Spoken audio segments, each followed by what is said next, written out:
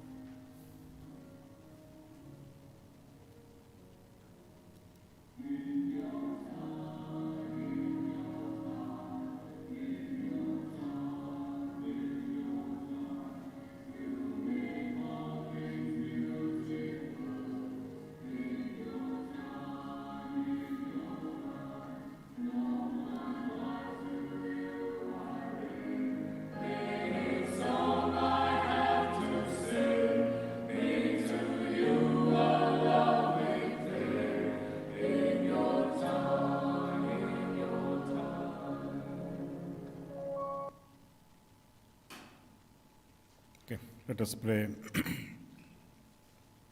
Gracious God, our Heavenly Father, we thank you for the wonderful day you have given us. Thank you, Lord, for blessing us by giving one more day in our life. We pray for those who have gathered here. Be with them and strengthen them. O Lord, we pray for today's program. Let it be a blessing for all. Lord, we pray for the stakeholders and your guidance for them. Let they may be able to overcome their disabilities. We pray for the organizers of this program. Bless them and guide them. We also pray for the leaders. Strengthen them and fill them with your wisdom. Let this program be a blessing for all. In Jesus' name we pray. Amen.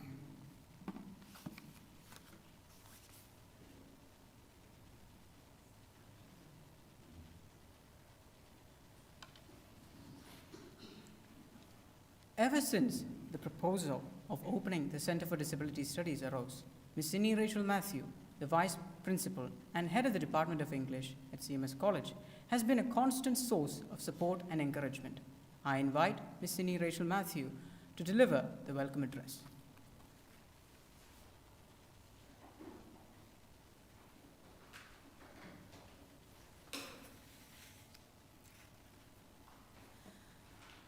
Dr. Virgi C Joshi, Principal of the College and President of the function.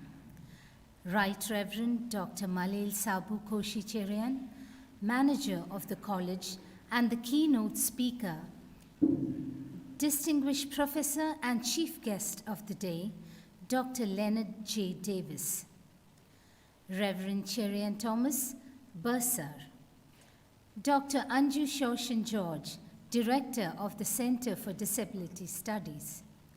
Ms. Betty Elsa Jacob, Associate Director, staff and students of CMS College, researchers and academicians from within and outside the state, and our international audience. Good evening to you all. A journey of 1,000 miles must begin with a single step. When you want something to happen, you have to make it happen. The seed ideas about the center were garnered days before we actually got the courage to gear into action. We knew that we could not depend on chance or good luck. Monumental stuff like this shapes up only out of sheer grit and hard work. So we took the plunge. We needed the perfect person to flag this off. Professor Lennard J. Davis was the only name that came up during the discussion, and we knew that we wanted him here. Professor Lennard J. Davis genially agreed, much to our joy. Why Professor Lennard Davis? The answer to this question lies in the fact that he is one of the few academicians who makes his profession his vocation. If his writings on disability make him an academician, then his intense passion and involvement with his subject have made him expand his area of interest into arenas of praxis, especially focusing on the Indian continent, where he believes disability studies can achieve a greater reach. Welcome, sir, to India, to Kerala, to Kottayam, and to CMS College. Our manager and benefactor, Right Reverend Dr. Malel Sabu Koshi-Cherian, is the spiritual stronghold, the envisioned leader who steers the college into newer horizons in his own unique ways. A warm welcome to you, dear Bishop. The administrative wing of CMS College is headed by our principal, Dr. Virgi C Joshi, who takes the effort to walk that extra mile to see his institution at the helm of affairs, present and future. I welcome you, sir. I welcome our bursar, Reverend Cherian Thomas, to the function. Welcoming academicians who have joined from all over India and abroad. Thank you once again. Welcome to you all.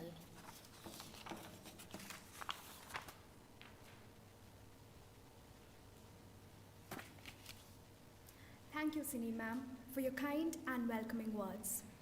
This whole endeavor of the Center for Disability Studies would not have been possible without Dr. Anju Sethi, the faculty of the Department of English, CMS College. I would like to welcome Anju ma'am, the director of the center, to share her views on the vision and the objectives of the center.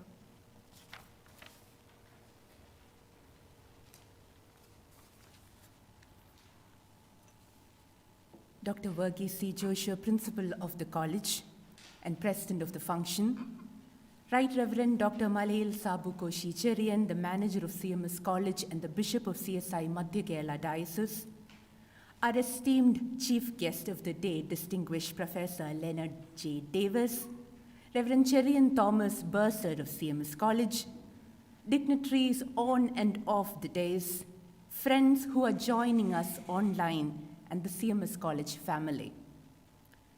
It is an honor to stand here to introduce the Center for Disability Studies, CMS College, Kottayam.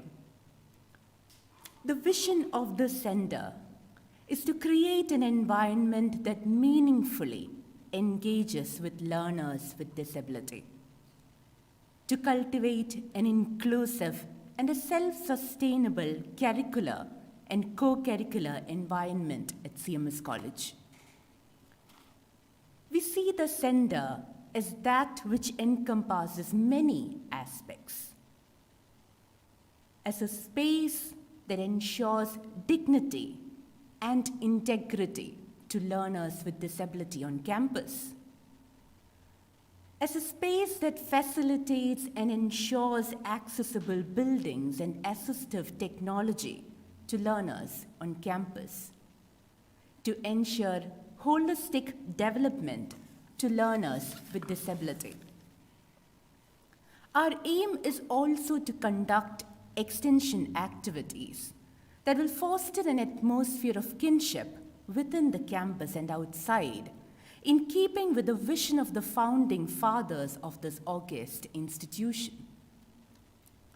As one of the pioneering centers of disability studies in India, we hope to foster interdisciplinary research and publication, organizing, adapting, consolidating, creating an intellectual database that will lead to a shift in the way Indian society views learners with disability. We hope to collaborate with national and international agencies to broaden discourses on disability. As the first initiative of the center, we hope to bring out a handbook of resources on disability studies, a bibliography, segmented into 29 heads. This is a hope that it will extend future research in disability studies.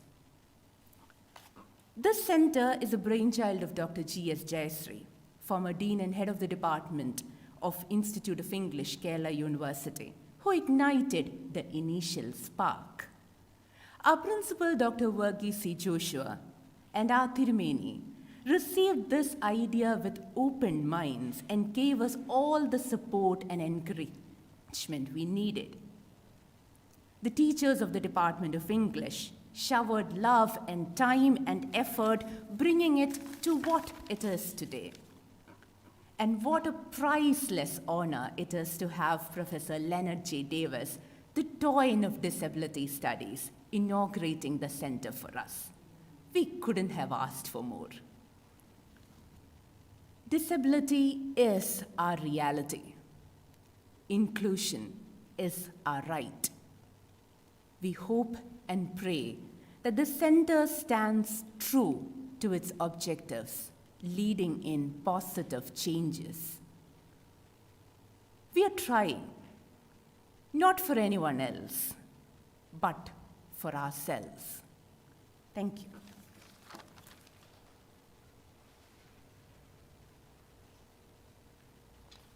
Thank you, Anju ma'am. A true leader has the confidence to stand alone, the courage to make tough decisions, and the compassion to listen to the needs of others. He does not set out to be a leader, but becomes one by the equality and integrity of his actions. I invite Dr. Virgi C Joshi, the principal of CMS College, Kottayam, to deliver his presidential address.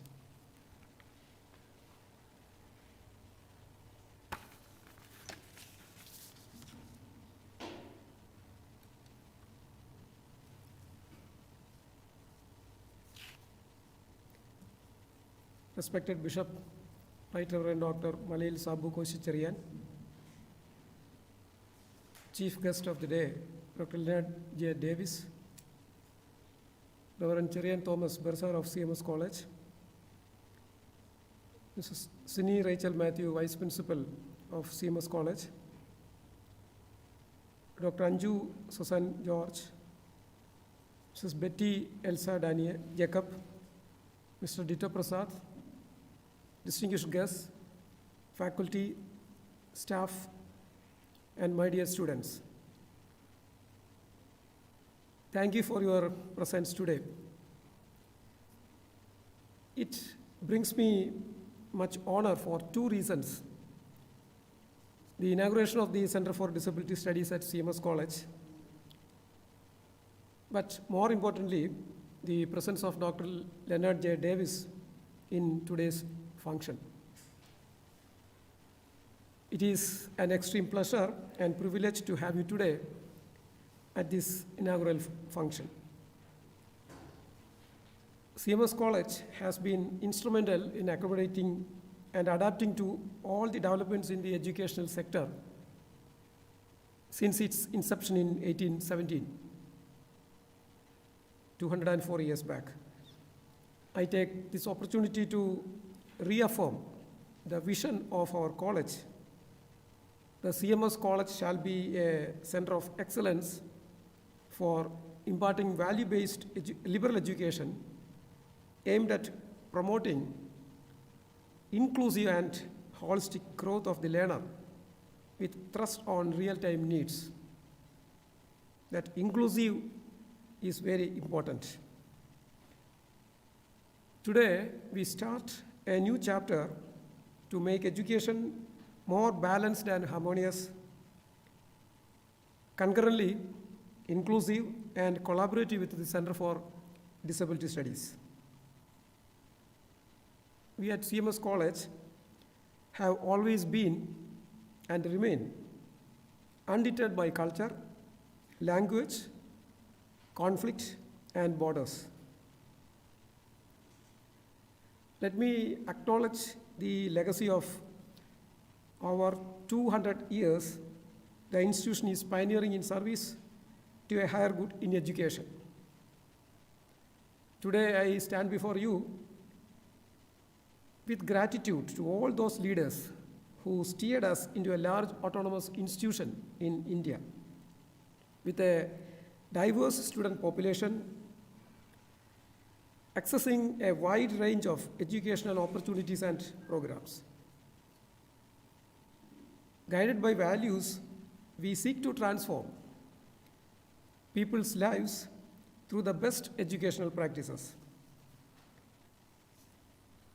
And primed by the turn toward inclusion, we have set up the Center for Disability Studies in the campus aimed at engaging the learners with disabilities. With the help of this center, we hope to promote greater awareness of experience of disabled people and to advocate for social change. As we all know, to be a leader will require extraordinary levels of passion, energy, resolve new and creative ideas, and an equally extraordinary level of attention in shaping the hearts and minds of the students for a lifetime learning, service, achievement, and fulfillment. Dr. Lennard J. Davis, let me thank you for accepting our invitation. Dr. Lennard is professor in the English department in the School of Arts and Sciences at the University of Illinois at Chicago, where he had also served as head.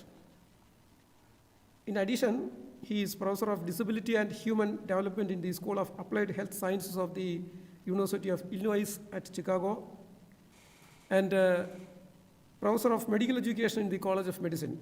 And I am glad to know that he is the director of Project Bioculture,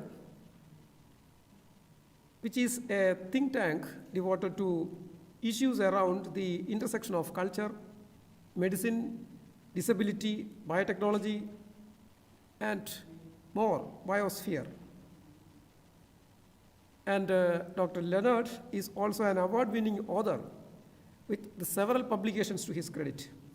He has extensively published on disability-related issues, literary and cultural theory, genetics, race, identity, and biocultural issues. Though virtually, we are honored by your presence today. This would not have been possible had it not been for the dedicated faculty members of the institution who had the vision to reach the ultimate goal. A special word of appreciation to the people behind this project, particularly Mrs. Sini Rachel Matthew, Dr. Anju Susan George, Mrs. Betty Elsa, Mr. Ditto Prasad, and all their colleagues. My sincere thanks to Reverend Dr. Malil Sabu Koshi Cherian, our beloved manager and bishop, for his presence. And thank you all, to all in attendance at this inaugural ceremony. Wish you all a nice time in the webinar. Thank you.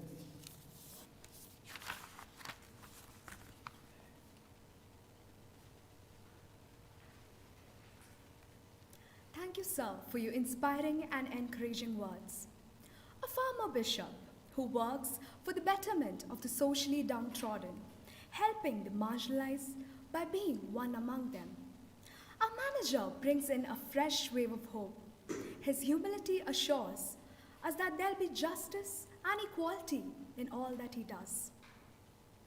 I request Right Reverend Dr. Malil Sabu Koshi Cherian, the manager and the spiritual leader of CMS College, and the Honorable Bishop of CSI Madhya Kerala Diocese for his keynote address.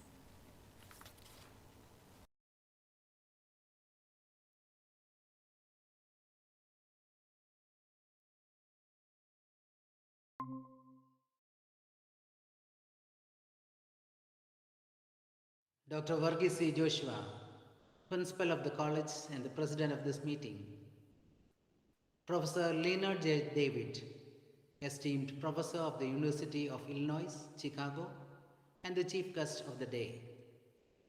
Professor Sini Rachel Matthew, Vice Principal of the College. Reverend Cherian Thomas Bursar, Dr. Anju Susan George, Director of the Center for Disability Studies. Professor Betty Elsa Jacob, Convener of the program, teachers and students, greetings to all. The CMS missionaries who are founders of this college practiced their mission in unique ways. Concern for the downtrodden and addressing the needs of the marginalized were always their priorities. I'm glad that CMS College is continuing this legacy, molding it to suit the contemporary times through the launch of the Center for Disability Studies. I appreciate the principal and the college for taking constructive interest in this venture. When the teachers of the English department approached me to share their ideas regarding the Center for Disability Studies. Their plans and ideas triggered my vision. I visualize this center not only as a dynamic unit within CMS College, but also as a nucleus that stimulates adequate responsibilities in the various institutions of CSI Mathigala Diocese. I, as the manager of this college and Bishop of the CSI Mathigala Diocese, take this up as a great cause. My dream of this center extends beyond the boundary walls of CMS College, responding with sensitivity to the concerns of the people with disability everywhere. I wish the center to be a hub of reading and research, a dream of inclusivity, and a haven of realization, security, and empowerment. Committing the center to the blessings of Jesus Christ, whose mission involved healing the blind, strengthening the lame, and restoring the broken world. I pray to the Lord to bless this noble venture. May God bless you all.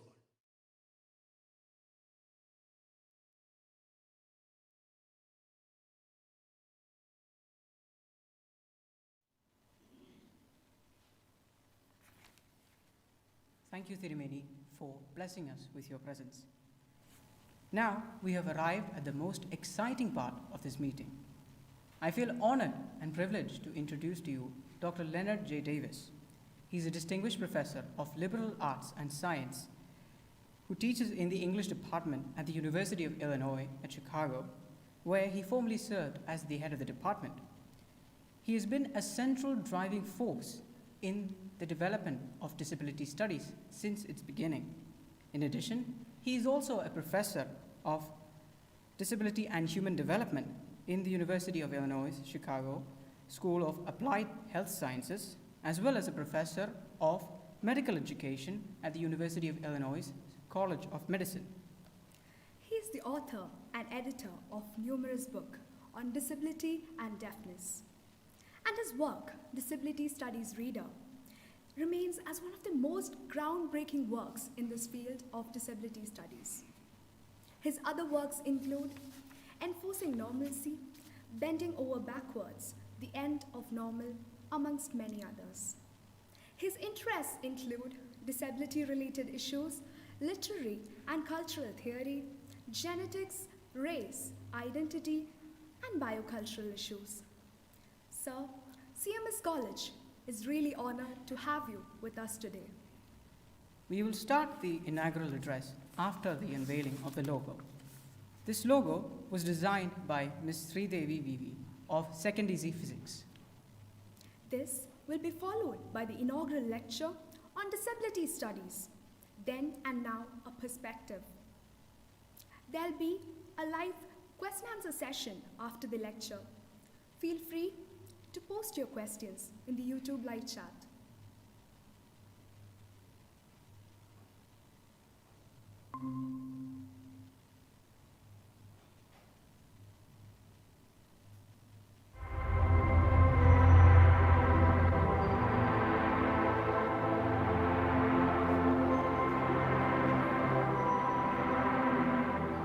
The color blue stands for inclusion.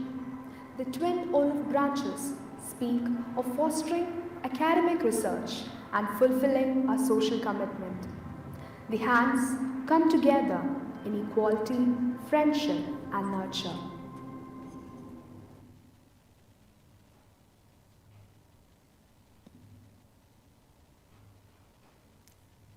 Sir, the stage is yours.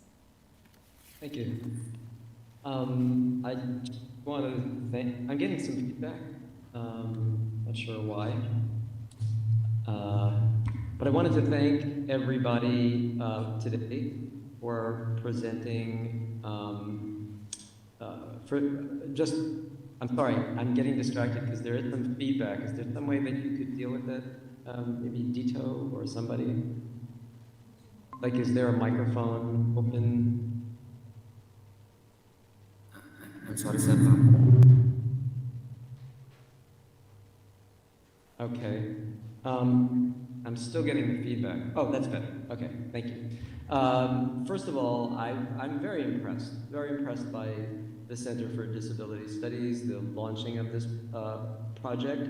I want to thank Dr. Anju George and the bishop and the principal. I'm not going to mangle people's names by trying to say them with my Western accent. But this seems like a wonderful thing. And I also believe that, and I think Dr. George mentioned this, that India really is, I mean, with almost a fifth of the world's population, I can see that disability studies is happening in India now, and I do think it will make a huge contribution to the work of disability studies. And I also think it's wonderful that CMS College, which was one of the first Western-style universities or colleges in India, is now opening one of the first centers for disability studies in India, perhaps the first. So I think this is kind of a momentous occasion and moment, and I'm thrilled to be able to be part of it. I'm presenting a talk. You can advance the PowerPoint, please. Can we do that? Okay, I have a PowerPoint. I think you can see it. Yes, thank you. So I'm calling it Disability Studies Then and Now. A perspective, because it's really the point I'm trying to make is I think the future of disability studies is global, but my perspective is actually located in the US. And I'm going to be talking about disability studies, how it began, as far as I know, and then bring it up to date. So next slide, please. I'm showing you this slide, which is was a demonstration around the passage of the Americans with Disabilities Act, which passed in 1990. The reason I'm beginning with this is because as academics, we are used to working alone, studying in our private offices, and so on, with the occasional conference and class. But the thing I've always found exciting about disability studies is that it's based on activism, and that there's a dynamic between the activists and the intellectuals. The activists, and sometimes some intellectuals can be activists, and sometimes some activists can be intellectuals. But there is a kind of dialectical relationship between the two, and it was very important in the founding of disability studies in the U.S. and the U.K. Okay, next slide, please. This is a shot of an event that happened in 1989, which has come to be called the Capitol Crawl. And it was a group of people who were frustrated with the slow progress of the legislators who were trying to pass or formulate the Americans with Disabilities Act, which was a very important act in the United States that gave specific rights and emphasized certain rights to people with disabilities, civil rights. So a group of activists came to the Washington, D.C., and many of them were mobility impaired. They threw off their crutches and their wheelchairs and canes and other assistive devices, and they slowly and painfully, for many of them, crawled up these steps to the Capitol. To protest and to encourage the passage of the act, which it did. But it is a kind of historic moment, and it is, I wouldn't say it founded disability studies, but it certainly gave disability studies a certain kind of prominence. Next slide, please. So in the US, at least, I just want to go through a definitional thing. The definitions in the Americans with Disabilities Act of a disability is this tripartite definition. And the first part is A, a limitation in one or more life activities, B, a history of having such, and C, being regarded as such. And the reason I'm focusing on this is that this is a kind of, this is not a medical definition per se. it's one that's defined in a kind of social way. It's based on what the British have called the social model. And I think it's important to note that it doesn't specify a specific disability. It says if you're limited in one or more life activities, then you are protected by the law. The interesting parts are B and C, which is that if you have a history of having a disability, but you currently don't, but you're discriminated against, you still are protected by the law. And C, the regarded as such, is even more interesting because it says that you don't have to have a disability to be protected by the law, but in fact that you, hang on a second. You don't have to have a disability, but if people think you do, then you are also protected by the law. And what's interesting about this is that it creates a kind of definition of disability that isn't rooted in a medical diagnosis. And I think that's significant for what disability studies focuses on, is the social, political, cultural surround that in some essences creates the concept of disability. Okay, next slide. This is just a news story about the Capitol crawl. We can move on to the next slide. So I want to talk just a little bit about the origins of disability studies and my connection with it. Excuse me. First of all, I should say that I'm a CODA, which is a child of deaf adults, that's CODA, and that my parents were both deaf and were sign language users. They were they came to the United States. They were British citizens, actually, whose my grandparents came from Eastern Europe, were Jewish. My parents came to the United States, and I grew up in the deaf community as a CODA. I went to university, and when I was 16 years old, and I left my deaf parents behind in a certain kind of way. I mean, I obviously stayed in touch with them, but I was fleeing, the deafness that I grew up in. I grew up in poverty, in a very small one-bedroom apartment in the Bronx with my parents. And for me, going to university, I went to Columbia University, was a kind of liberation. I didn't want to have anything to do with their deafness and disability, and I went on to graduate school. Did my dissertation on something totally unrelated to disability. But I will add that my dissertation director was Edward Said, whom I'm sure many of you know. And I remained a close friend, a colleague and close friend with Edward Said until he died. But there were a group of graduate students of Said's who, would admired his work and who thought about how we could make our work like his work. And Said would always say, you should do something political. Why, I did my dissertation on the origins of the English novel, not exactly political. It had political elements to it. And I always, and we would turn around and say to him, well, that's easy for you because you have the Palestinians. What do we have, And then I had a moment when I went, I went to a conference that was children of deaf adults. And I actually went to write an article for the New York Times about it because I thought it would be kind of amusing. And I spent 3 days in Austin, Texas. And at the end of those 3 days, I was converted. I suddenly realized that I was fleeing from something that was very important to me, that deafness was very much a part of my life. And I decided I was going to write a book that would be like Orientalism, but it would be about disability. Well, it would be about deafness, actually. But then when I started to do the research to find out about deafness, I realized that I couldn't do deafness without doing disability. And I began to try to look for sources. As a typical academic, I went to the library and I tried to figure out what I should do in terms of how to write, a book that was like Orientalism about disability. I realized very quickly that all the literature that was available to me in the library was of a very different kind than I was looking to write. I wanted to write a kind of theorizing disability was my initial title for my first book about disability, which eventually was called Enforcing Normalcy. But that led me down a path because I realized that the kind of material, academic material that was available at the time was really coming from, written mainly by people who were not disabled, about caring for people with disabilities, which is not an unimportant thing, but it was not what I wanted to do. I wanted to have a kind of more solid, something that looked more like the kinds of work I was reading by Foucault and by Said and so on about disability.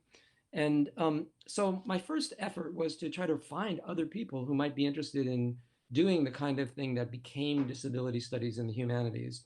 And it was hard to find anybody. So I noticed that there was a bibliography, and it's great that this bibliography is coming out because those are so important. There was a bibliography that said something about a Center for Disability Studies at Hunter College. And the person who was associated that was a professor named Simi Linton, who some of you may know. She wrote a very important book called Claiming Disability. So I contacted her and I said, I understand you have a center. I'd like to talk to you. I'd like to work with you. I went down to Hunter College, and it turned out the center was a cardboard box with a few files in it. And that, that was her center.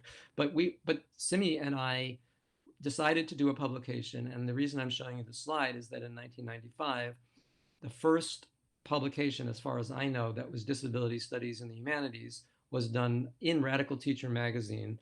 And it's interesting that it says Radical Teacher because at the point it felt like it was a radical effort. I was on the editorial collective of this magazine, and I proposed to do something on disability studies, and they were open to it. But there wasn't. The point I want to make is there was not a lot of work about disability in that era. It was not a field. Nobody knew about it. I don't know if you feel that about disability studies in India today. I'd like to hear about that. But at the time, disability studies did not exist in the US as a study in the humanities. There were people working in the social sciences and in the helping sciences. But again, it was not a homegrown field. Next slide, please. This is the table of contents of the first issue of Radical Teacher. You can just take a quick look at it. I'm not going to go through it. Next slide. This is the introduction that Simi and I wrote, and I'm not going to read the whole thing, but I just want to read a little part of it so to give you a feeling about it. The second paragraph: the dilemma for disability studies scholars has not been in documenting the social construction of disability. It's been in negotiating obstacles encountered when attempting to relocate and reframe the study of disability in the academic curriculum. Efforts to locate the study of disability in the liberal arts are thwarted in part because the academy is entrenched in a particular vision of disability, one so focused on its biological or medical properties that the study of cultural representations and social practices is rarely considered. It may seem like business as usual that the perspectives of people with disability are not present in the traditional curriculum, but what is more confounding is that these perspectives have been marginalized in the discourse on diversity and pluralism, which at the time there was a discourse on diversity and pluralism, and disability was simply not included. Next slide. This is a photograph of, I guess, the people that I eventually worked with. And just to show you how long ago it was, you can see that I'm the person on the far left.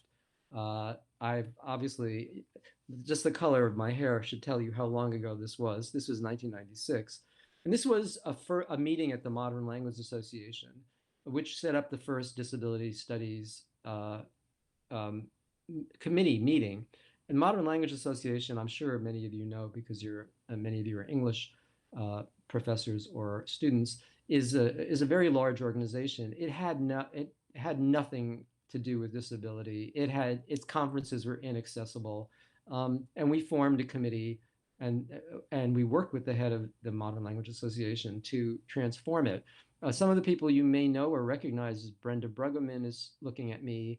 To her right is Georgina Klieg, who writes about blindness, Tammy Berabe, Harlan Russo, David Mitchell and Sharon Snyder, who have written a lot on disability studies, and Rosemary Garland Thompson, who you may also know is taking the picture. So we were like a group of young, formative people. And I just want to mention one thing that I think was really significant is when we started working with the MLA has a bibliography, and also creates a kind of database for libraries. And we discovered very early on when we talked to the librarian at the MLA that it was virtually impossible to do research on disability because many of the works in the past contained words that the MLA had banned, like cripple or, retarded and so on, words that we don't like to use, but in the past they did. So we literally saw someone doing research on literature of the past would not be able to find and locate people with disabilities. And we work with the librarian who changed the categories, who then worked with librarians around the country and maybe the world to change the categories of how one could research this subject. I'm just trying to show you how inaccessible and unavailable disability was for research at the time. Next slide, please. So these are books that came out in that period. My book, Enforcing Normalcy, 1995. Simi Linton's book, Claiming Disability, 1998. Rosemary Thompson's book, Extraordinary Bodies, 1997. And it's kind of, if you want to see a kind of seminal moment in disability studies, to begin disability studies in the humanities. Next slide, please. I'm going to skip this slide. Can we do that? Since I'm going to assume most of you are familiar with it. Yeah. So, so one thing is to talk about the social model, which I think I'm not going to belabor because I think some of you know about it. The disability impairment difference at the time was very significant.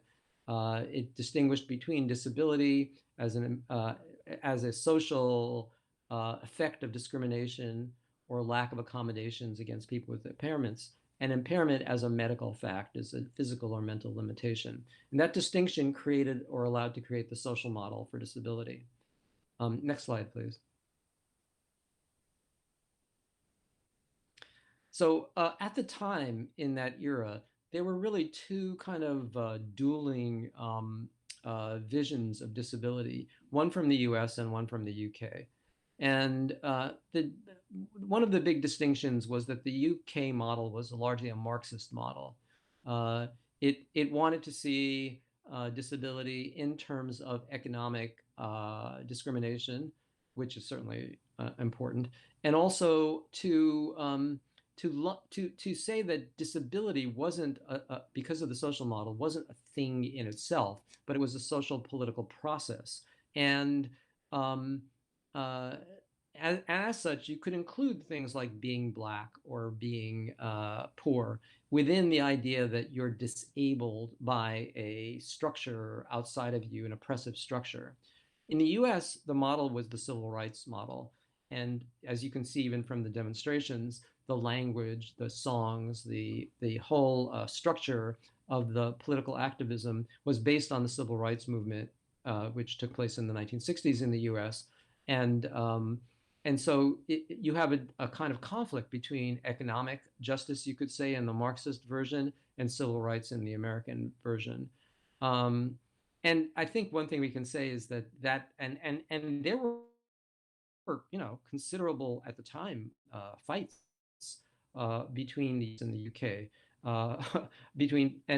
For example, between me and Colin Barnes, there's been sort of some people remember the kinds of disagreements we had. We ended up being quite friendly with each other, but in terms of ideas, there were clashes.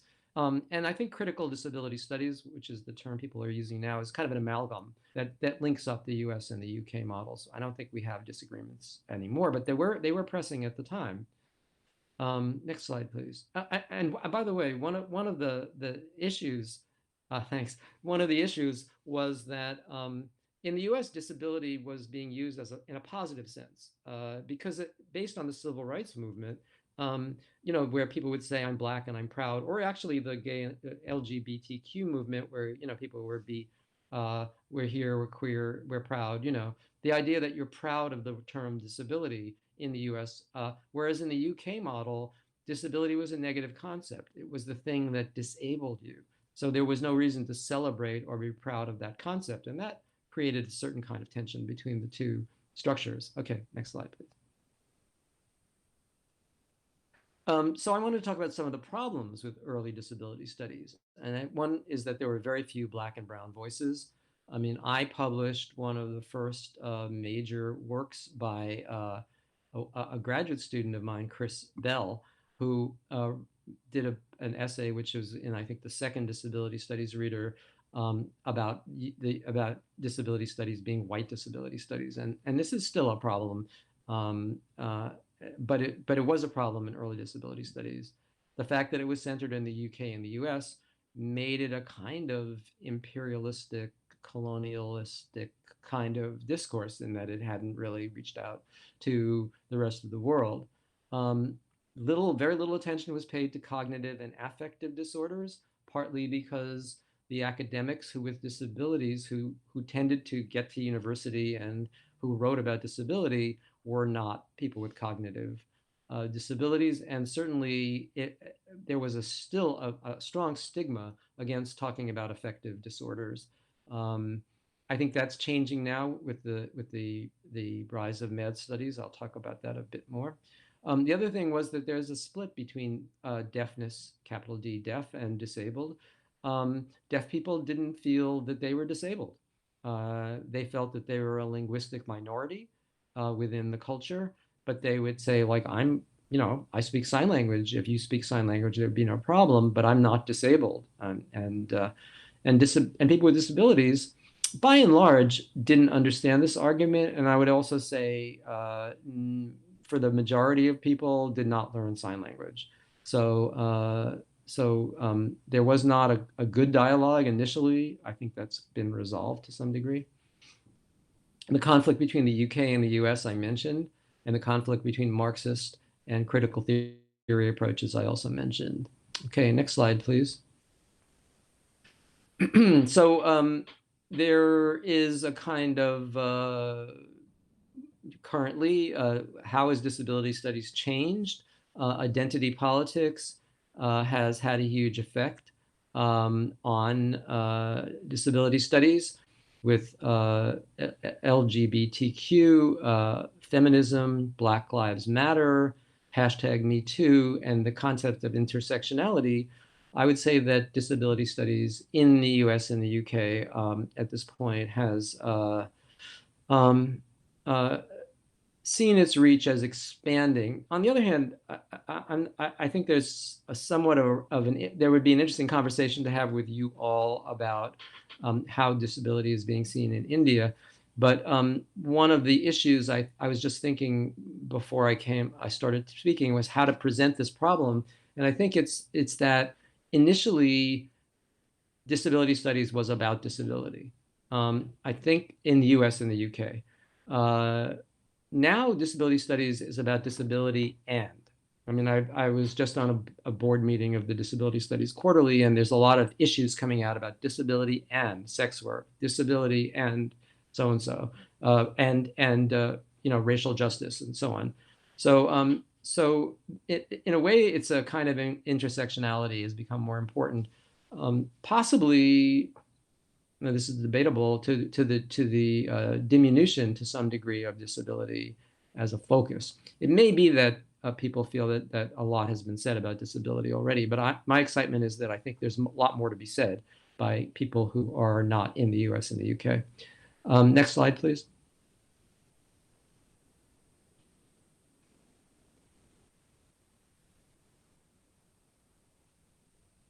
I'm sorry, I don't have control of this, but so the other area where disability studies has changed is in the area around what you might call neurodiversity. The term kind of started being used about 10 years ago and has caught on. So in areas around autism, depression, dyslexia, and so on, there's a conversation about not thinking of these as medicalized, but as forms of diversity, that the human brain is probably the most complex object in the universe, and it can operate in lots of different ways. We know there are more synapses in the human brain than there are stars in the Milky Way. So, and that's just in one human brain. So why should there not be diversity of the way the brain works? And why do we have to categorize one particular way or another as normal? Next slide, please. Excuse me, I know this is a religious institution, but I'm putting this in because one of the issues around, there's a term that's being used, CRIP. CRIP is a kind of adaptation of disability study, the category of disability, to sort of use the energy that came out of using the word queer. So the way people would say we want to queer this concept to make it kind of transgressive, to think about it in a different, out of the box kind of way. So the word crip has been used, or as taking the derogatory term cripple and reappropriating it for a use that is to think of disability and disability studies and activism as a kind of transgressive, rather than thinking of people with disabilities as pitiable or passive. The idea is to reappropriate that. So you can see from the button on the left, there's a kind of in-your-face, rudeness about the idea that don't pity us, and the same thing with the picture on the right. By the way, underneath it says the story of ADAPT. ADAPT was this very is this very kind of rambunctious, let's say, activist group who would chain themselves together and to stop buses, so that eventually the transportation system would be accessible. The other thing is that there's a change going on between people first language and disability first language. So in the 1980s, I believe, there was a push to use people first language. So you weren't a Black person, you were a person of color, you weren't a disabled person, you were a person with a disability. The idea was you were a person first. You weren't you weren't characterized by this other feature in your life. But actually, with disability pride coming along, there is now really a push to use the word disabled first. So to do away with person with disability language, people first language, and use disability first language as a kind of claiming of the identity. Next slide, please.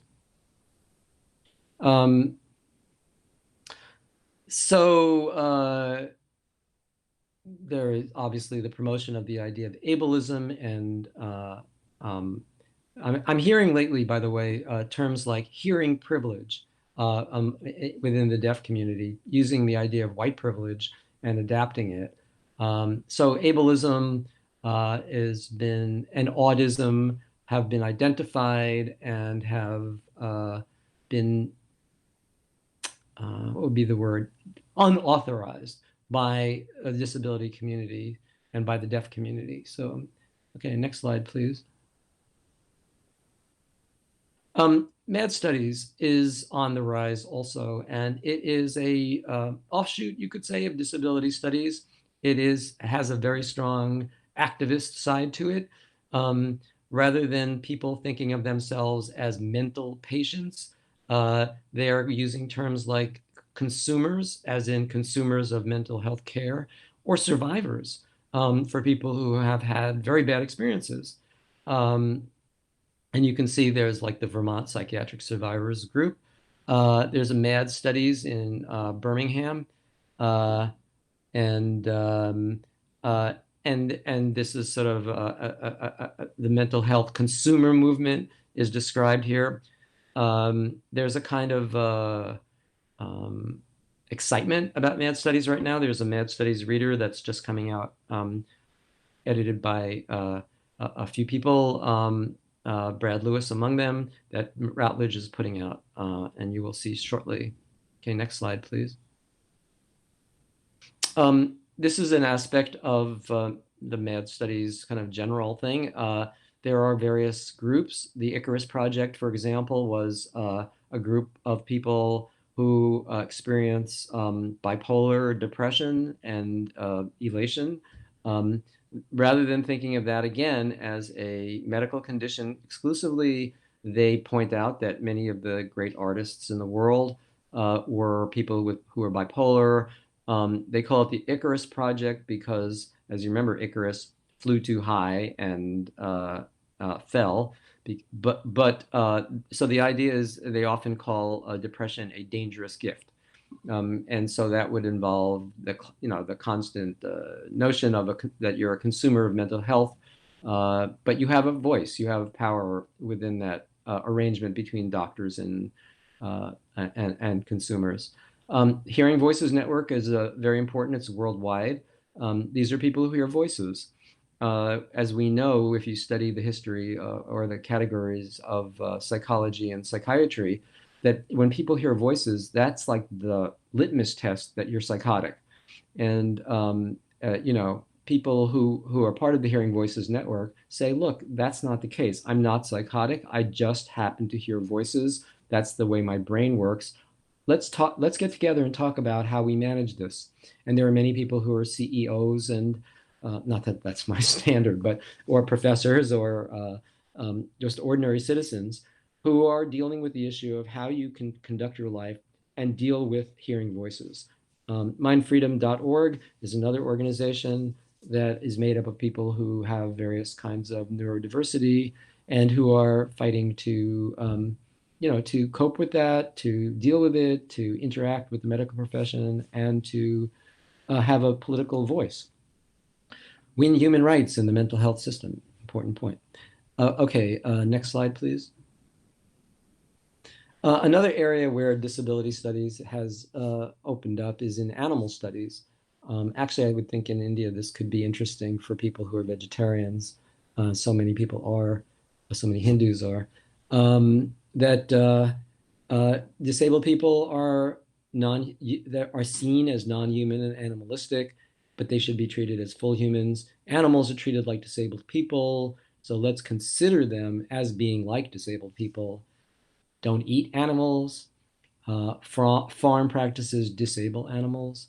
And speciesism is like ableism. The person who's been most forward in this is Sonora Taylor, who wrote this book, Beasts of Burden. You might be interested in that. Okay, next slide, please. I'm just going to, suddenly the sun has illuminated this. I'm just going to close my shade so I don't get blind.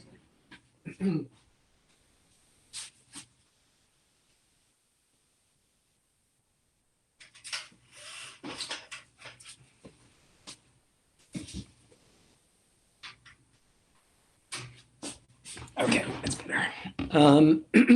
This is just a quote. You had the time to take a look at it while I was closing my shades. So next slide, please.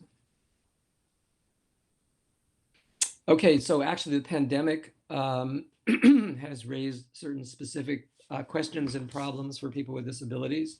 There are eugenic concerns. Anytime there's a limitation in the ability to treat people, one of the first places people go to is, well, whose life is more important? Who should be at the front of the line? Who should be at the back of the line?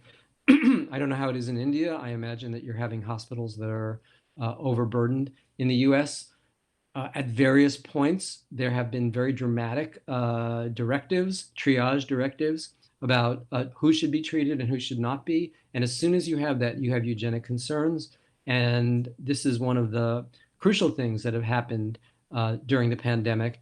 The other, it goes with triage protocols, it goes with the vaccination protocols as well. Next slide, please.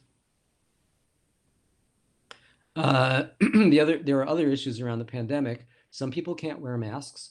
For deaf people who read lips, for example, it's very, the masks create problems. People with COPD and other breathing problems have trouble with masks. People who have, are quadriplegic or paraplegic and can't use their hands to move the masks around. All of these things are coming up. There's an issue of support people and visitor policies that exclude support people for people with disabilities who need a support person. There's telehealth tools that are inaccessible to blind people, to deaf people. There are negative consequences from social distancing. There are people who are, and I think all of us are aware of this, who are undergoing very powerful mental and emotional stresses that are tied up with the pandemic. And then there's lack of access to testing and testing sites because they're not accessible. So these are all very interesting issues. I think in addition, and not one that I have here, but that ordinary people, so-called normal people, are experiencing what it's like to have a disability during this pandemic. I mean, maybe there's an opportunity for outreach here and for people to understand things like what it's like to have OCD. Suddenly, all of us are washing our hands and being afraid of germs in a way that people with OCD do. Or just simply the difficulty of getting around, the difficulty of maneuvering in a world that's not going to be open and available to you. Next slide, please. So what is the future of disability studies? And this is important because you have a center that's opening up, and I think that you will be dealing with a lot of this. Things that haven't been done. And I think the first is the global. As I said, that disability studies has basically been a US-UK enterprise. It's beginning to, it's expanded to Europe. But what I'm seeing now for the first time is India, Asia, not so much Africa yet, but I think it's definitely happening in Africa.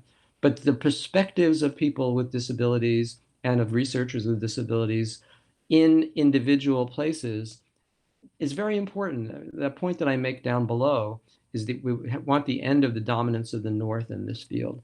And the other is that the local, national, and regional conceptions of disability will be different. I mean, this was highlighted to me years ago by a graduate student of mine named Shilpa Anand, who's from India and is now a professor. And she wrote her dissertation with me, basically telling me that the concept of disability was very, very different in India. And I learned a lot from her work. But I know that disability as a general term has a kind of colonialist resonance to it, in the sense that we're trying to define it as a single unified thing that applies around the world. But we've done that by locating the people who are doing the work in very small group of countries. As I said, the future of disability studies lies with Black and Brown scholars as well. There are many more now than there were before, but we need more. More attention to poverty. I mean, I think that in India, this will be possibly a focus. People with disability are poor, by and large. They are the most unemployed people in the U.S., for example. The average income for a person with disability in the United States is about $12,000, which is way below the poverty line. So, I think because academics tend not to have, I grew up in a poor family, but most academics come from the middle class, and they don't pay attention to poverty, or they just give lip service to it. I'm working on a book about poverty right now, so that's why my attention is focused on it. But I think that that's a very important part of what disability should be looking at. Also, colonial and settler harms. There was lots of disabilities created by colonists in wars, in imprisonment, in slavery, and so on.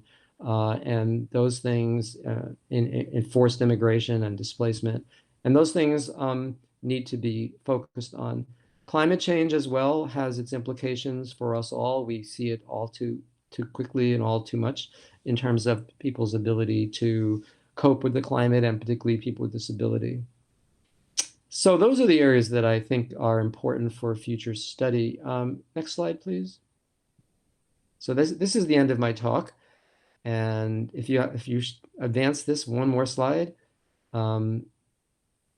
this is your bibliography, which I think we can all appreciate the effort made by Dr. Anju George and all of you to promote disability studies and to create a center that I believe, given what you've heard in my talk, holds the future of disability studies in its hands or within its walls. Okay, thank you.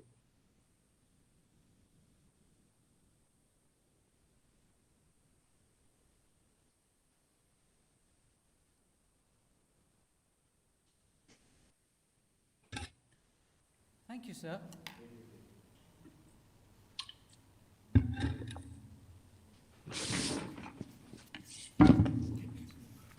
Thank you, sir.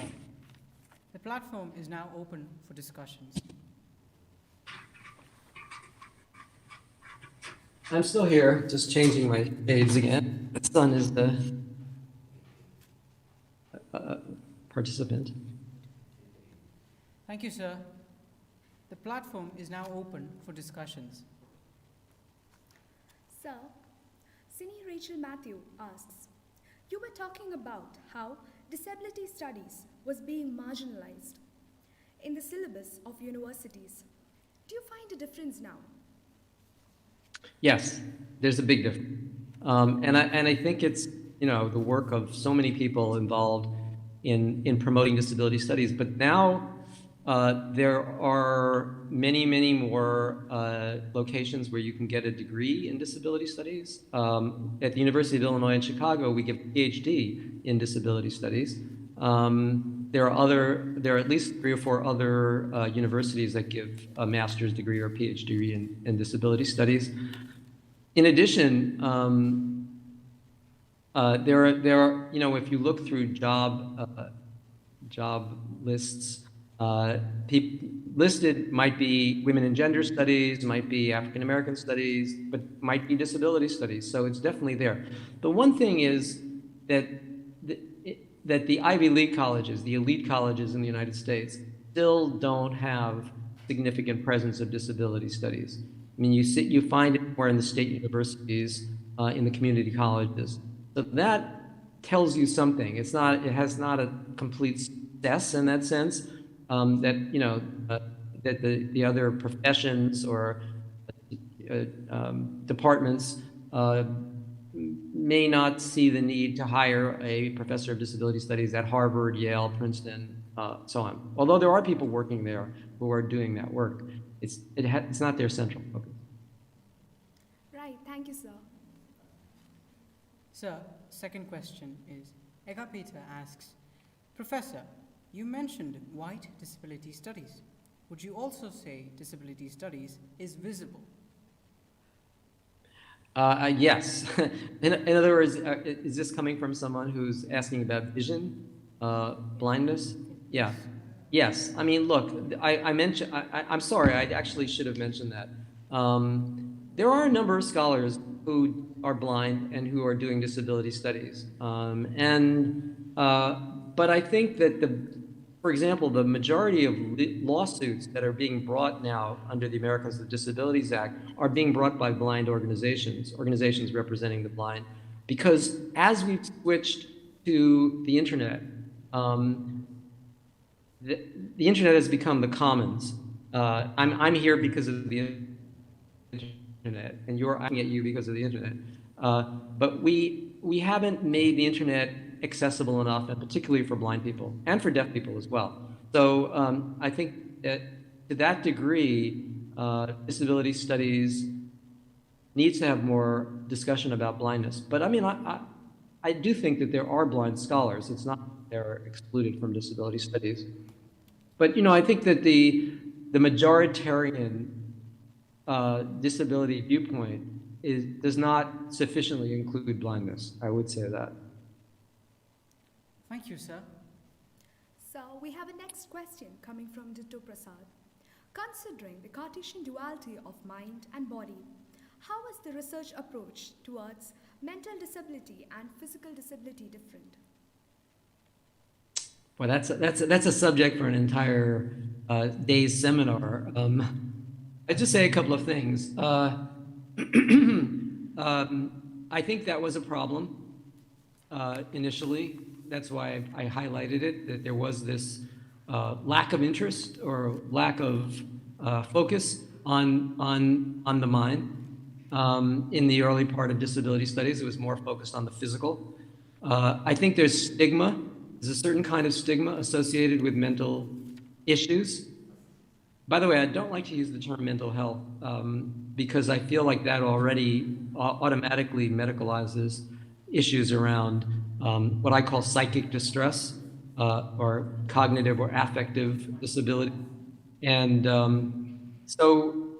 but I do think that now there's more of an attention being paid to the combined aspect of mind and body. The philosopher Merleau-Ponty and other philosophers have tried to link up the mind and the body as opposed to the Cartesian dualism. And somebody named Margaret Price in the United States has come up with the term mind-body, one word, mind-body. So that is an attempt to say that the mind and the body obviously are not separate entities.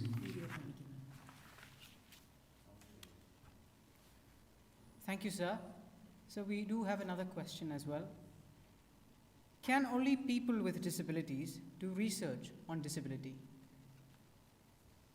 Yeah, that's a really interesting question, and it's come up before.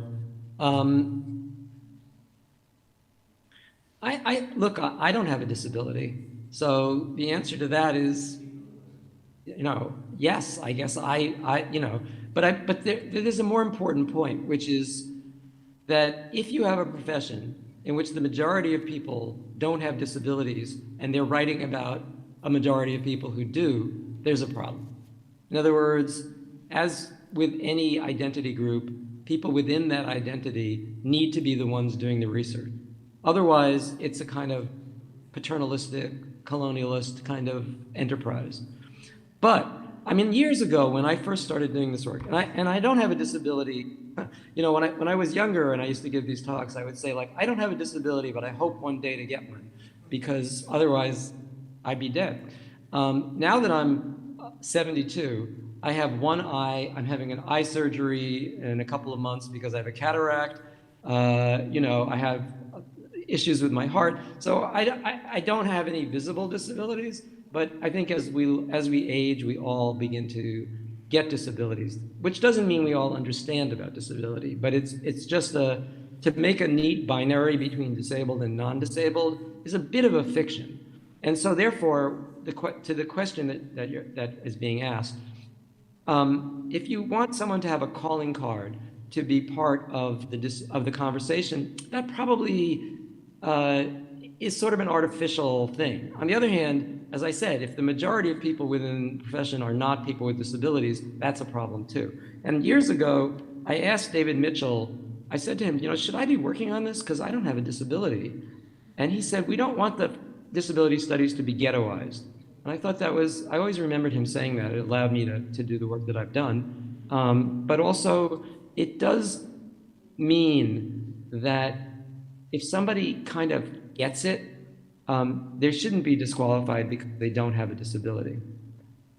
And by the way, getting it is important. When I teach courses on disability studies, and for those of you who do the same, you can see that students in the beginning of the class, students who don't have disabilities, may not quite understand. And by the end of the class, a lot of people get it. And also, it turns out that even though they said they didn't have a disability, they kind of do. They maybe they are hyperactive, maybe they're dyslexic, maybe they have a cousin or an uncle or an aunt or a mother or a father with a disability they didn't mention. We all are kind of, if you count everybody who either has a relative, a friend, has some issue, we're all implicated, we're all involved, we're all imbricated in disability in one way or another. Thank you, sir. So I sort of dodged the question, but you can see it's a complex.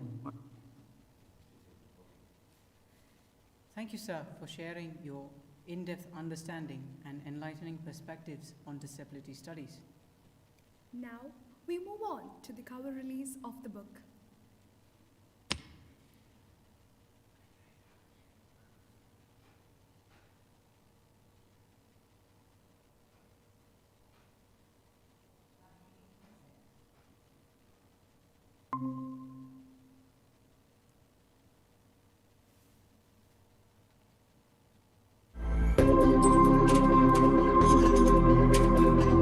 Disability Studies, a bibliography compiled by Anju Sethi.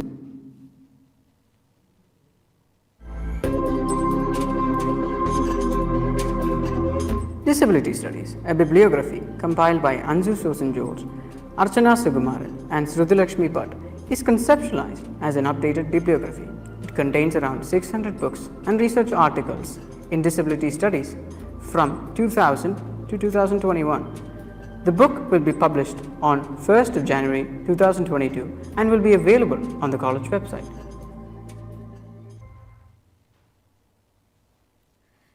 The best and beautiful things in the world cannot be seen or even touched. They must be felt by heart. Thank you is one such prayer. I invite Ms. Betty Elsa Jacob, Associate Director of the Center for Disability Studies and also a faculty member of English Department. Betty, ma'am.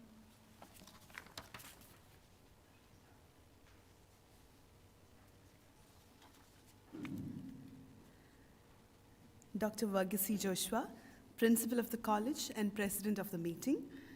Right Reverend Dr. Malayil Sabu Koshi Cherian, Manager of CMS College and Bishop of CSI Madhya Kerala Diocese. Professor Lennard J. Davis, Distinguished Professor of the University of Illinois, Chicago. Reverend Cherian Thomas, Bursar. Ms. Cindy Rachel Matthew, Vice Principal. Dr. Anju Sethi, Director of CDS. Viewers from within and outside the state and nation. Some moments and feelings can't be expressed in words. This is one such moment where words fail me. Center for Disability Studies has long been a dream, and today we find it taking a shape and a form. Through the twin approach of the Center for Disability Studies, we hope and pray that the center fulfills its responsibilities in reaching out and making a mark in the college and society.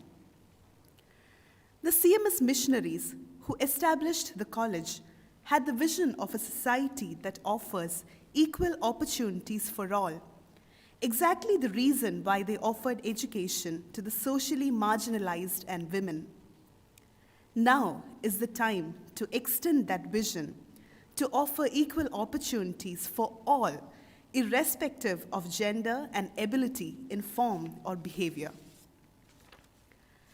We are thankful to God Almighty for enabling the college, for taking up this vision through the Center for Disability Studies. Thanks are due to many. First of all, let me thank Dr. Virgi C Joshi, Principal of CMS College and President of the meeting, for all the support and advice he gave with regard to the center. Sir very openly received the idea of the center and offered all necessary support and guidance for the smooth run of today's program. Thank you, sir. I extend my heartfelt gratitude to Right Reverend Dr. Malayil Sabu Koshi Cherian, Manager of CMS College and the Bishop of CSI Madhya Kerala Diocese, for agreeing to deliver the benedictory keynote. Bishop was gracious and kind to our deliberations on the Center for Disability Studies and was excited about the same. We express our deep gratitude to you, Bishop, for the ceaseless concern and support. We are elated by the presence of Professor Lennard J. Davis, who willingly, benevolently offered to be virtually present for the inauguration of the Center for Disability Studies and for declaring the center open. We think of you as the Shakespeare of disability studies.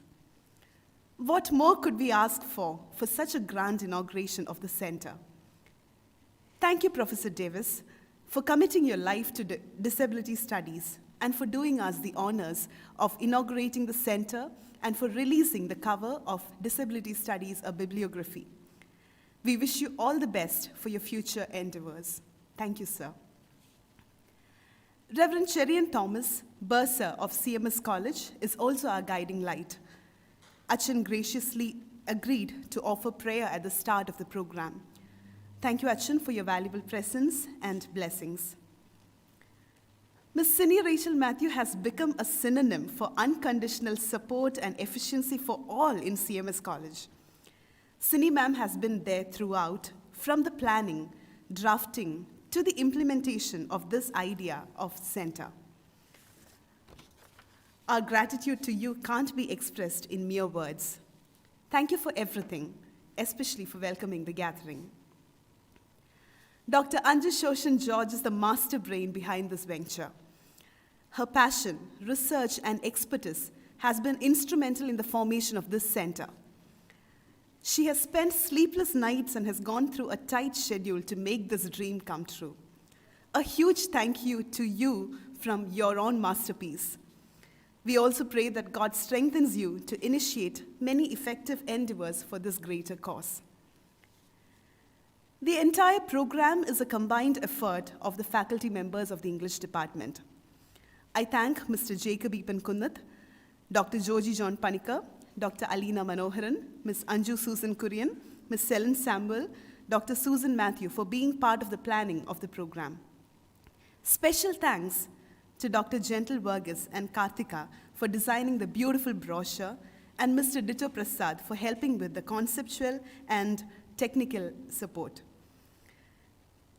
Deepest gratitude to Ms. Archana Sukumaran and Ms. Shruti Lakshmi Bhatt for helping with the compilation of the resources for the book Disability Studies, a Bibliography. Thank you, dear Emlyn and Alvin, for comparing the program beautifully and guiding us through. Mr. Mithun Mohan has extended all the technical support for today's event. Thank you, Mithun.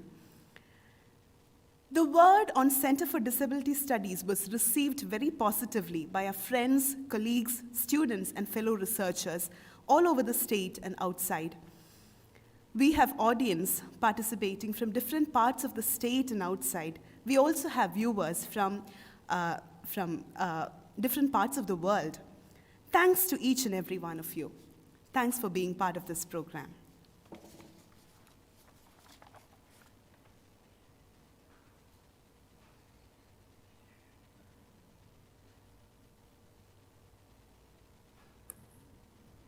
Hi.